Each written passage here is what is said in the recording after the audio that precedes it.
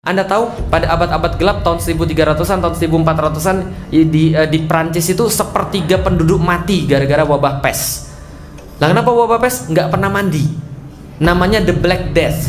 Ini serius, Anda boleh baca. Ini serius. Ini namanya The Dark Age bagi mereka. Di saat itu di Istanbul sudah ada 50 hammam, tempat permandian umum.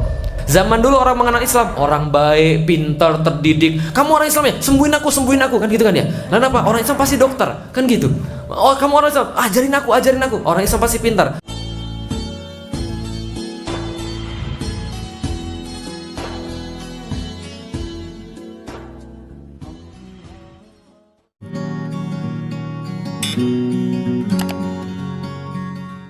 Ada seorang yang namanya Ibnu Al-Haythami.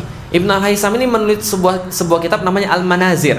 Ceritanya begini, ada satu cerita, saya nggak bisa memverifikasi kebenarannya, tapi kira-kira ada hikmahnya. Jadi gini, dia diminta oleh gubernur Mesir untuk bikin bendungan Sungai Nil.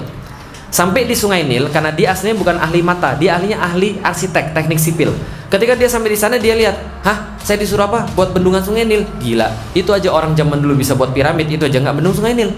Paham maksudnya? Yang bisa buat piramid aja nggak bendung Sungai Nil. Berarti mereka nggak bisa bendung Sungai Nil. Apalagi saya nggak bisa. Langsung dia dipenjara. Di penjara yang kamarnya gelap itulah dia nggak bisa melihat apa-apa. Di satu waktu yang sangat terik sekali, dia bisa melihat satu gambar yang membuat dia sangat terpesona. Dia mempelajari tentang teori-teori pemantulan cahaya dan mata. Akhirnya dia menulis satu buku di dalam penjara itu namanya Al-Manazir. Di dalam buku itulah dia menjelaskan teori refraksi, teori kemudian pantulan-pantulan cahaya, sekaligus menciptakan sebuah alat yang namanya kumroh, yang sekarang kita kenal dengan nama kamera. Berarti yang hobi selfie, tolong ucapkan terima kasih pada Ibnu Al-Haythami. Makasih, gitu kan ya, karena dia sudah menciptakan seperti itu.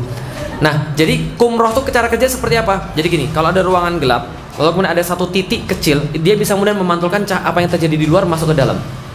Kalau dibalik jadi proyektor yang dalam gelap yang memantulkan keluar. Bisa difahami Bapak sekalian? Kalau nggak difahami, nasib, berarti Anda pasti tidur pas pelajaran fisika gitu ya. Dia menjelaskan tentang mata dan dia menjelaskan tentang operasi katarak. Siapa namanya? Ibnu Al-Haythami. Dunia mengenal lagi daripada peradaban episode ketiga ini. Ada yang namanya Abu Qasim Al-Zahrawi, dikenal oleh orang-orang barat dengan nama Al-Bukasis. Dia menulis tentang satu kitab namanya At-Tasrif, tentang dasar-dasar ilmu bedah. Dan dia adalah orang yang pertama kali membedah orang. Dan dalam buku itu dia menulis 72 alat-alat bedah yang sampai sekarang masih dipakai. Dan kalau Anda mau pergi ke museum, di Turki ada museum tentang alat-alat kesehatan Abu Qasim Al-Zahrawi. Inilah kemudian orang yang berikutnya. Siapa lagi yang kita kenal? Kota-kota hebat, kota seperti misalnya di Mesir, kota-kota Istanbul. Ngomong-ngomong Bapak Ibu sekalian, ketika Eropa lagi nggak pernah mandi dan mereka banyak penyakit gara-gara nggak pernah mandi, Anda tahu pada abad-abad gelap tahun 1300-an, tahun 1400-an di Prancis itu sepertiga penduduk mati gara-gara wabah pes. Nah, kenapa wabah pes? Nggak pernah mandi. Namanya The Black Death. Coba googling di Yahoo ya, The Black Death gitu kan ya, kematian hitam. Itu banyak sekali memakan nyawa orang. Kenapa? Gara-gara nggak pernah mandi. Pernah pakai parfum asli, ada tulisan di bawah botolnya, Eau de Toilette. Oh, nggak pernah, berarti kere ini pasti kita nih. Yang nggak kere yang saya tanya ya. Eau de Toilette, pernah lihat? Eau de Toilette artinya adalah eau de toilet bacanya. Eau atau eau de itu artinya air, toilet ya toilet. Kenapa namanya air toilet? Karena di zaman dulu di Perancis itu mereka nggak peduli tentang sanitasi. Jadi kalau mereka, mohon maaf, lagi pergi buang air besar, di rumahnya itu disediakan satu kotak, lalu kemudian dikasih semacam kayak bak kosong, di atasnya dikasih papan, dilobangin. Kadang-kadang lubangnya satu, lubangnya dua, biar bisa bareng-bareng. Wah, Ibu sekalian. Nah, jadi kadang-kadang gitu. Nah, setelah itu kemudian mereka buang di situ, mereka biarkan, dan kadang-kadang mereka buang di tengah jalan. Ini serius, Anda boleh baca. Ini serius. Ini namanya The Dark Age bagi mereka. Di saat itu di Istanbul sudah ada 50 hammam, tempat permandian umum.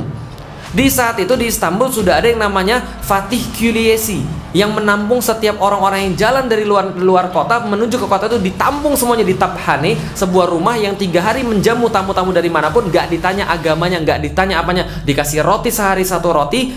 Oh, cuma 1 roti segini mah sekali ya. Dikasih satu roti satu hari dan uang jajan untuk tinggal supaya mereka nggak mati. Bisa dipahami. Dan itu pun nggak laku itu tabhanenya. Lah kenapa? Karena ketika mereka masuk ke Istanbul, mereka sudah dicegat sama orang-orang Istanbul asli. Ke rumah saya saja, ke rumah saya saja. Saya mau ikramud duyuf, saya mau memuliakan para tamu. Ini yang terjadi di sana. Mereka mandi 50 tempat pemandian umum, tempat pencucian umum juga ada, perpustakaan gak usah tanya di saat Eropa kegelapan. Paham sampai di sini Ibu sekalian? Episode ketiga ini ngerinya kayak apa? Dan luar biasanya lagi adalah teman-teman sekalian, mereka membuat barang-barang yang nggak pernah ada pada sebelumnya. Ini di daerah kota Andalusia. Ini yang terjadi di sana. Nah, artinya adalah apa? Islam menampakkan keagungan yang luar biasa. Pada satu titik di dunia, orang pernah mengenal Islam itu sebagai puncak peradaban dunia.